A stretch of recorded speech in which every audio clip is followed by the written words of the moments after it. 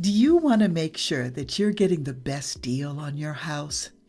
Well, stay tuned because we're going to be talking about negotiating strategies, whereas you can make a strong offer that'll catch the attention of the seller.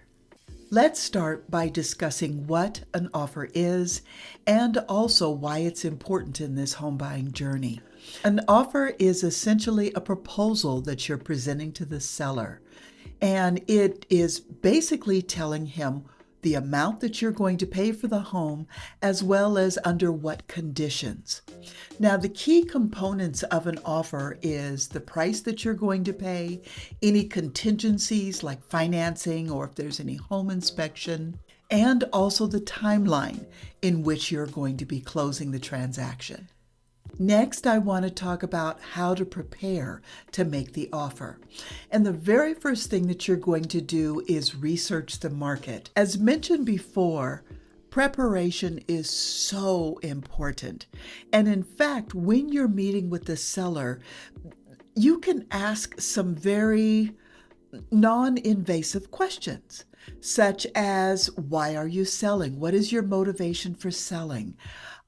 You can find out information about whether or not he is emotionally tied to the house, or if they have kids, the kids don't want the house anymore, they have relocated, and they just need to get out. It's so important to find out the seller's motivation before you place an offer. That way you can gauge how your offer is going to be presented to the seller. Also, make sure that you have received a copy of that seller's disclosure.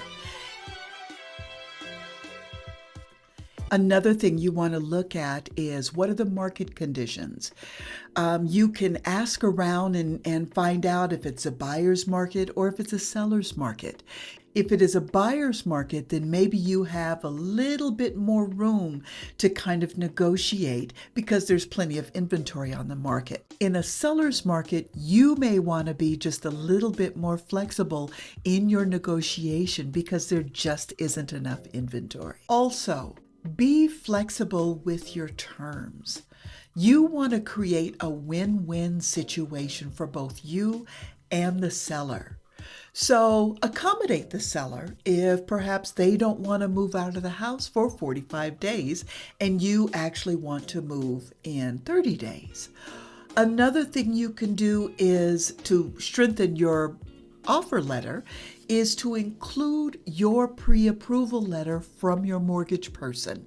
That will show the seller that you are serious and committed to buying their home. Now let's talk about some negotiation tips.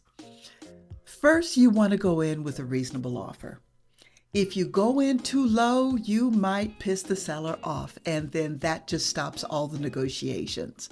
But you don't want to go in too high because you need to just leave a little bit of room for negotiation. So you don't want to go too high and you don't want to go too low. So starting with a reasonable offer is the very first step, or the very first tip. The next tip is that you want to be respectful and professional. You want to build a relationship with the seller. That way he'll be more, or she will be more apt to negotiate. But do not let the seller know how much you want the house. Be neutral in your negotiations. Never show your hand that you really do want that house, even though you do.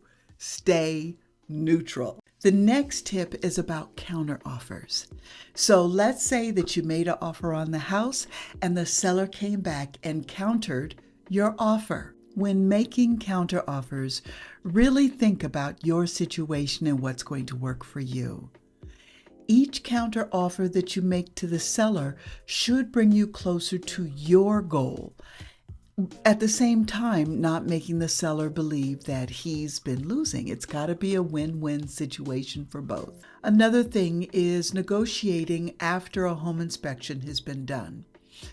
Please keep in mind that if there is anything major then those absolutely need to be negotiated and can be a part of the contingencies that I mentioned before in the offer. So if a home inspection is done, please don't focus on the cosmetic things that need to be repaired, because you can do that after the fact. Major things that's going to cost you a lot of money should be focused on. And the last thing in this process of challenges is to stay calm. I know that that is so easy to say. And when you're right in the thick of things, it is so hard to say, stay calm and not stress out about everything. But do your best to stay calm when it comes to negotiating, making any counter offers, and dealing with the seller. In summary, being well prepared, using these effective negotiating tips, and staying calm throughout this entire negotiating process will help you get the best deal possible on the home that you want to buy. I trust you found these tips useful. And if you did, give it a like, comment down below with any questions, and be sure and subscribe for more informational videos. Don't forget to check out our website for free offer letter templates and other resources. The link is in the description below. Thanks for watching, and remember, with the right strategy, a little bit of confidence, you too can buy your own home with Buy Without Realtor. See you next time.